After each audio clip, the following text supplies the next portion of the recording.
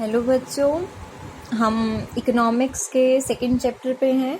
हमने अभी तक क्या स्टडी किया था? टाइप्स ऑफ इकोनॉमिक्स, कि किस किस तरह की इकोनॉमिक्स होती है और कौन सा सिस्टम हमारी कंट्री ने फॉलो किया था।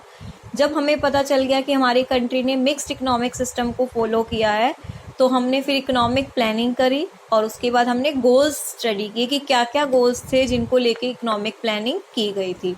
तो अब हमें पढ़ना है, आज के जो हमारे टॉपिक रहेंगे कि जो क्या फीचर्स थे, मीन्स जो इकोनॉमिक पॉलिसी बनाई गई थी उनके क्या क्या फीचर्स थे, किन बातों को ध्यान में रखा गया था।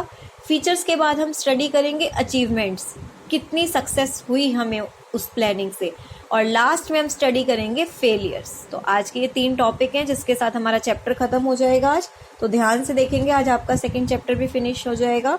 तो फीचर्स में देखिए, सबसे पहले आपका क्या है? Heavy reliance on public sector. Heavy Reliance का मतलब ज्यादातर किस पे फोकस किया गया था? जब हमारी गवर्नमेंट ने प्लानिंग स्टार्ट करी तो उनको ये था कि हम अपने कंट्रोल में रखें चीजों को और हम सोसाइटी को, वीकर सेक्शन को डेवलप करें, बिकॉज हमारी इकोनॉमी बहुत ज्यादा स्टेगनेंट और बैकवर्ड थी। तो उन्होंने सोचा कि जिस तरह अंग्रेजों ने, ब्रिटिशर्स ने हमें गुलाम बना के रखा, अगर हमने अपनी देश की सत्ता अब प्राइवेट हाथों में, कुछ लोगों के हाथों में दे दी, क्या पता कल को वो भी हमें गुलाम बना ले अंग्रेजों के साथ मिलके, फिर वो किसी बड़े लोगों के साथ मिलके कंट्री में ऐसा कुछ करे। तो शुरू में पब्लिक सेक्टर यानी कि गवर्नमेंट ने सब कुछ अपने हाथ में, कंट्रोल में रखने की कोशिश करी। तो उन्होंने क्या किया?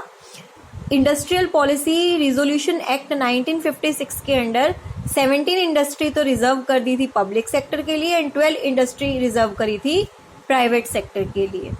फिर इन्होंने कहा regulated development of private sector. इन्होंने रिजर्व तो कर दी कि इन 12 इंडस्ट्रीज में प्राइवेट सेक्टर आके काम कर सकता है, बट उसको काम करने के लिए रेगुलेटेड डेवलपमेंट होगी। That means industrial development and regulation act 1948 क्या कहता है कि अगर आप किसी भी प्राइवेट सेक्टर को इस्टेब्लिश करना चाहते हो, यानी कि अपना कोई भी काम, इंडस्ट्री खड़ी करना चाहते हो, खोलना चाहते हो, तो पहले आपको लाइसेंस लेना होगा और उसको गवर्नमेंट से रजिस्टर्ड करवाना होगा। यानी कि परमिशन तो आपको फिर भी लेनी पड़ेगी, आपको अलाउड है कि आप इंडस्ट्री खोल सकते हैं, पर उसको खोलने के लिए पहले आपको लाइसेंस और रजिस्ट्रेशन करवाना होगा।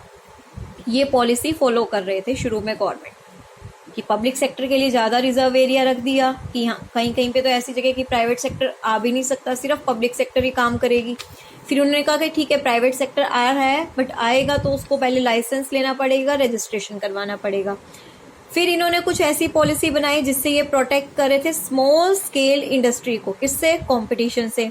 और जो लार्ज स्केल इंडस्ट्री थी उनको रेगुलेट कर रहे थे, चला रहे थे कि जितनी ज्यादा लार्ज स्केल इंडस्ट्री आएंगी उतनी हमारी इकोनॉमी क्या करेगी? ग्रोथ करेगी। Development of heavy industry of strategic significance.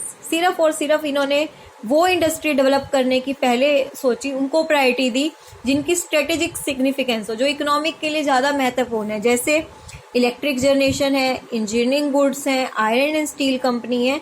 ये हमारी स्ट्रेटेजिक सिग्निफिकेंस इंडस्ट्रीज हैं जिनको गवर्नमेंट ने पहले डेवलप करने की सोची। उसके बाद गवर्नमेंट ने क्या किया? फोकस किया किस पे? Saving and investment. कैसे? लोगों को सब्सिडी दी, कैपिटल ग्रांट्स दिए, ठीक है। इससे क्या हुआ? अब लोगों को सब्सिडी देंगे तो लोगों का खर्चा कम होगा, खर्चा कम होगा तो उनके पास पैसे बचेंगे, पैसे बचेंगे तो वो क्या करेंगे? सेव करेंगे। कैपिटल ग्रांट्स देके उन्होंने क्या करा? इन्वेस्टमेंट, यानी कि लोगों को इंटरेस्ट दिलवाया कि आप अपना पैसा लगाइए। प्रोटेक्ट किया फॉरेन कंपटीशन से। कैसे? पहले भी क्या हुआ था? ब्रिटिशर्स आए थे, उन्होंने हमारी कंट्री को अपने मतलब कब्जे में कर लिया था। तो इन्होंने क्या किया? प्रोटेक्ट किया है फॉरेन कंपटीशन से। कैसे? अब देखो फॉरेन कंपटीशन से कैसे, क्योंकि हम चाहते थे कि इंडिया में अब नई नई इंडस्ट्री खुल रही थी, अगर बाहर से सस्ता माल बन के आएगा तो वही बात हो जाएगी हैंडीक्राफ्ट वाली पोजीशन कि लोग इंडिया का बना हुआ माल खरीदेंगे ही नहीं। तो इन्होंने क्या किया कि फॉरेन से अगर कोई भी प्रोडक्ट भेज रहा है तो हम उस पर ज्यादा इम्पोर्ट ड्यूटी लगा रहे हैं या इम्पोर्ट करने ही नहीं दे रहे हो अपने देश में, या तो उनको इम्पोर्ट करने नहीं दे रहे, या कर रहे हैं तो हम उन पे ज्यादा ड्यूटीज, टैक्स लगा रहे हैं। ज्यादा ड्यूटीज लगेंगी तो जब इंडिया में वो प्रोडक्ट आएगा तो कॉस्टली आएगा, कॉस्टली आएगा तो लोग इंडिया के प्रोडक्ट को खरीदना ज्यादा प्रेफर करेंगे। तो प्रोटेक्ट किया हमने यहाँ के लोगों को। Focus on import substitution. Import substitution बहुत बढ़िया पॉइंट है, ध्यान से समझिए। मतलब जो चीजें आप बाहर से मंगवा रहे हो उसको मत मंगवाओ, उसकी जगह अपने देश में ही कुछ ऐसा बनाओ जो उसकी जगह पे यूज किया जा सके। कुछ सब्स्टिट्यूशन प्रोडक्ट लेके आइए। फॉरेन कैपिटल पे रोक लगा दी कि आपके देश में बाहर के लोग पैसा ना लगाएं, क्योंकि वो पैसा लगाएंगे तो कंट्रोलिंग पावर अथॉरिटी उनके हाथ में जाती है। तो ये सब फीचर्स थे जो हमारी गवर्नमेंट ने, एक फीचर और था सेंट्रलाइज प्लानिंग, कि भाई पूरी इकोनॉमिक ग्रोथ को ध्यान में रखते हुए, पूरी कंट्री को वीकर सेक्शंस को ध्यान में रखते हुए प्लानिंग की गई थी। तो ये हमारे फीचर्स थे जिसमें हमने देखा कि क्या क्या पॉलिसी इन्होंने बनाई थी। ये सारी पॉलिसी बनाई गई थी इंडिया को डेवलप करने के लिए, एक स्टेगनेंट से थोड़ा सा वाइब्रेंट इकोनॉमी बनाने के लिए, कि उसमें चेंजेस आए। अब ये सब जो पॉलिसी उन्होंने फॉलो करी तो उससे क्या क्या अचीवमेंट हुई, देखिए। अचीवमेंट की एक्सप्लेनेशन यहाँ पे इसलिए नहीं है बिकॉज आपको बुक में से याद करना होगा, डाटा आएगा इसमें, इंक्रीज दिखाना है कि पहले तो इतनी % थी नेशनल इनकम, अब इतने % हो गई। तो ये चीज़ आप बुक में से बाद में करेंगे, अभी पॉइंट्स देख लीजिए। हमारी नेशनल इनकम इंक्रीज हुई थी पर कैपिटा, सेविंग और इन्वेस्टमेंट इंक्रीज हुई। इंस्टीट्यूशन मतलब लैंड रिफॉर्म्स आए। पहले क्या होती थी, लैंड छोटी छोटी होती थी या जमींदारी सिस्टम होता था, वो सब खत्म किया गवर्नमेंट ने।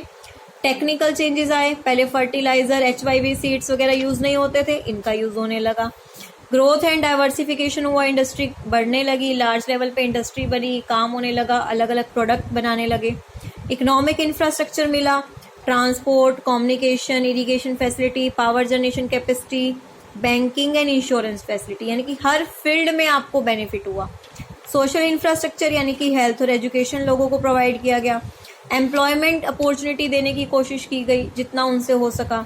इंटरनेशनल ट्रेड जो हमारी दूसरी कंट्रीज के साथ बंद हो गई थी, हमारे एक्सपोर्ट, उसको हमने बढ़ोतरी की थी। तो ये सारी अचीवमेंट्स हैं जो इन पॉलिसी को फॉलो करने पे हमें मिली थी। बट इन अचीवमेंट्स के साथ साथ कुछ फेलियर्स थे, क्योंकि ये तो नहीं है ना जितना हम सोच के चलते हैं वो हमें मिल जाता है।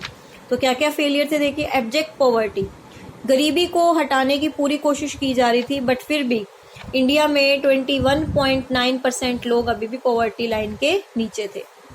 उसके बाद high rate of inflation. Inflation का मतलब होता है महंगाई। क्या होता है इन्फ्लेशन का मतलब? महंगाई। फर्स्ट प्लान जब आया था ना, जो आपका फर्स्ट 5 ईयर प्लान बना था, उसमें तो प्राइसेस कम हुए थे, बट उसके बाद जितने भी प्लान आए उसमें प्राइसेस एकदम से क्या हुए, बढ़ते गए। जो रियल इनकम थी रोड कम होती गई।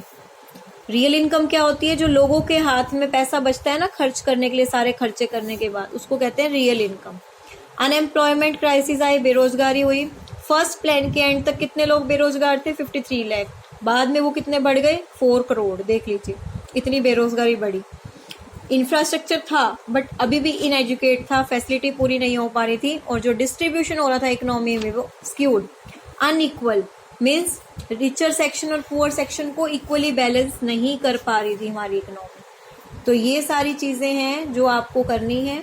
इसी के साथ आपका चैप्टर कंप्लीट हो गया है। कोई भी डाउट है तो आप ले सकते हैं। Thank you.